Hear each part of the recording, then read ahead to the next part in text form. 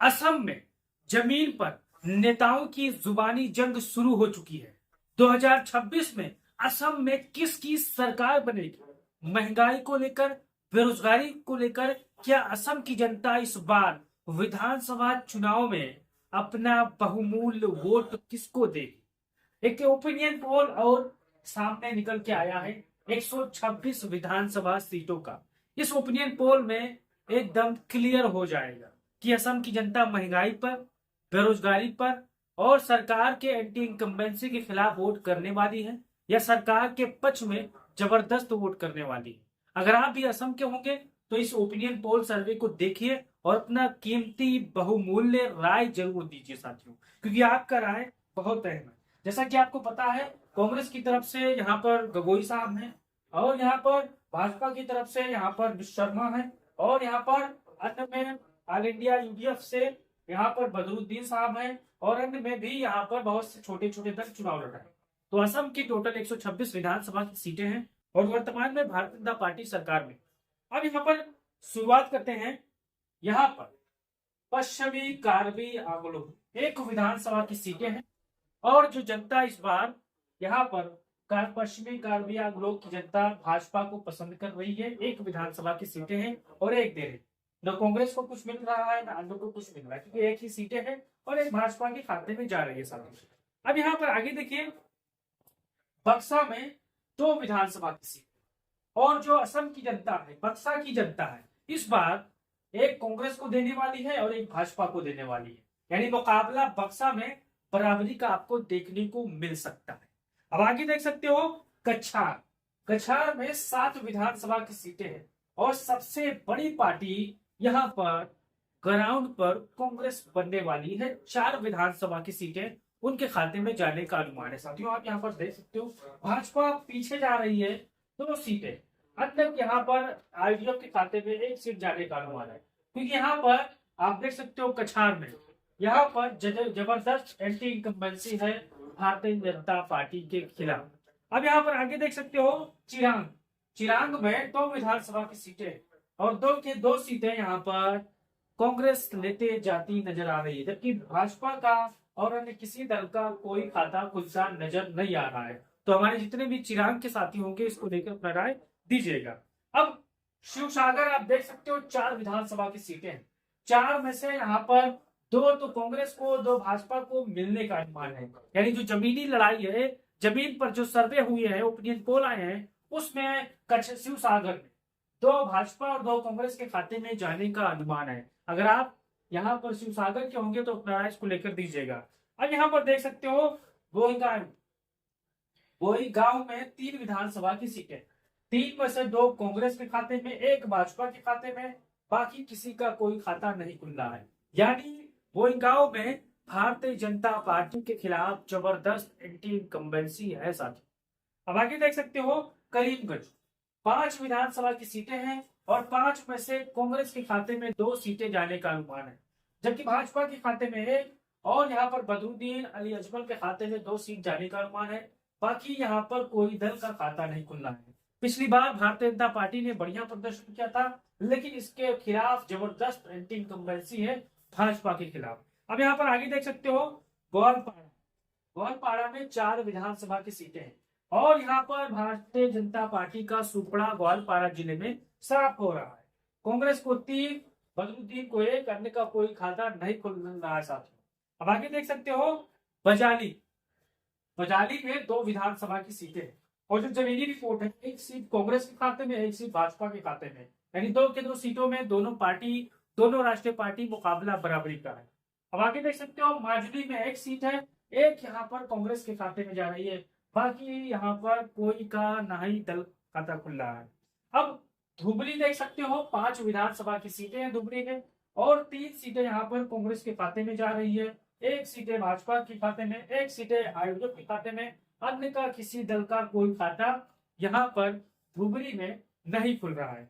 अब आगे कामरूप ग्रामीण, यह इलाका है जहां पर मुकाबला बराबरी को आपको देखने को मिल सकता है। जो जमीनी रिपोर्ट्स निकल के आ रही हैं, वहां पर 3 सीटें कांग्रेस और 3 सीटें भाजपा के बीच में मिलने का अनुमान है। अब बदरुद्दीन और अन्य का कोई खाता नहीं खुल रहा है साथियों। अब आगे देख सकते हो भीमा हसाव एक सीट है और एक सीट है यहाँ पर कांग्रेस के खाते में जाने का अनुमान है। अब यहाँ पर आप आगे देख सकते हो गोलाघाट, गोलाघाट में 5 विधानसभा की सीटें हैं, जबकि 2 सीटें कांग्रेस के खाते में, एक सीट है यहाँ पर बीजेपी खाते में, एक सीटें बदरुद्दीन साहब के खाते में, एक सीटें अन्य के खाते में जा रही है। यानी यहाँ पर भी मुकाबला 19-20 का आपको देखने को मिल सकता है। अब यहाँ पर आगे देख सकते हो कामरूप मेट्रो गुवाहाटी 4 विधानसभा की सीटें हैं और 4 के 4 यहाँ पर कांग्रेस के खाते में जाने का अनुमान है। अब आगे देख सकते हो चलाईदेव 2 विधानसभा की सीटें हैं, एक कांग्रेस और एक बीजेपी के खाते में जाने का अनुमान है। साथियों आप अपना निष्पक्ष राय देते रहिए ताकि पता चले कि अगर आप इस जिले के होंगे तो आप इसको लेकर अपना राय दीजिएगा। अब यहाँ पर आगे देखिए कार्बी आंगलोंग 3 विधानसभा की सीटें हैं, जिसमें एक कांग्रेस 2 भाजपा का यहाँ और का कोई खाता नहीं खुल रहा है। अगर आप इस जिले के होंगे तो इसको लेकर अपना राय दीजिएगा। अब देखिए नगांव 8 विधानसभा की सीटें हैं, 8 में से 4 कांग्रेस, 3 बीजेपी, एक एलडीएफ, अन्य का कोई खाता नहीं खुल रहा है। तो हमारे जितने भी साथी यहाँ के होंगे नगांव के, वो इसको लेकर अपना राय निष्पक्ष तरीके से दीजिएगा। अब देख सकते हो धेमाजी 2 सीटें हैं, 2 के 2 कांग्रेस जीत रही है, भाजपा और अन्य दलों का कोई खाता नहीं खुल रहा है, कोई मेल नहीं आ रहा है। अब देखिए मोरीगांव, मेरी गांव में 3 विधानसभा की सीटें हैं और एक कांग्रेस, एक बीजेपी, एक आईडीएफ। अब हमारे जितने भी मोरीगांव के साथी होंगे वो कमेंट बॉक्स में अपना राय दीजिएगा और बताइएगा कि आपके हिसाब से कौन सबसे ज्यादा सीटें मोरीगांव में जीतेगा। अब देखिए तमुलपुर, तमुलपुर में 1 सीट है और 1 सीटें कांग्रेस के खाते में जा रही है। आगे आप देख सकते हो लखीमपुर में 4 सीटें, 4 में 2 यहाँ पर आप देख सकते हो कांग्रेस, एक बीजेपी, एक आईडीएफ के खाते में जा रही है। अब आगे जोरहाट में आप यहाँ पर देख सकते हो 4 के 4 सीटें कांग्रेस पार्टी में जाने का अनुमान है, बाकी किसी दल का कोई खाता नहीं खुल रहा है, सबका सुपड़ा यहाँ पर साफ हो रहा है। आगे आप देख सकते हो उदलगुड़ी में 3 विधानसभा की सीटें हैं और उदलगुड़ी में जो जमीनी रिपोर्ट है वो कांग्रेस के पक्ष में, 2 सीटें, एक भाजपा, अन्य किसी दल का कोई खाता नहीं खुल रहा है। आगे तिनकुशिया में 5 विधानसभा की सीटें हैं, 5 में से 2 कांग्रेस, 2 बीजेपी, अन्य के खाते में यहाँ पर आरडीएम के खाते में, बाकी किसी का कोई खाता नहीं खुल रहा है। अब दक्षिण सलमारा मार्ग 4 2 विधानसभा की सीटें हैं, भाजपा और कांग्रेस में यहाँ पर एक एक का मुकाबला देखने को मिल सकता है। आगे आप देख सकते हो कोकरझार में 3 विधानसभा की सीटें हैं, जिसमें 2 कांग्रेस जीत रही है, भाजपा का सुपड़ा साफ हो रहा है, अन्य के खाते में 1 सीट जाने का अनुमान है। अब यहाँ पर देख सकते हो हैलाकांडी, हैलाकांडी में 3 विधानसभा की सीटें हैं, 2 कांग्रेस, 1 बीजेपी, अन्य का किसी दल का कोई खाता नहीं खुल रहा है। अब सोनितपुर आप देख सकते हो, अगर आप सोनितपुर के रहने वाले होंगे, बाशिंदे होंगे तो आपको पता होगा आपके जिले में 6 सीटें, 6 में से 4 कांग्रेस, 2 बीजेपी और किसी का कोई खाता नहीं खुल रहा है। होजाई में 3 विधानसभा की सीटें हैं, 3 में से 1 यहाँ पर कांग्रेस, भाजपा को 2, अन्य का कोई खाता नहीं खुला। होजाई में भाजपा को बढ़त मिल रही है।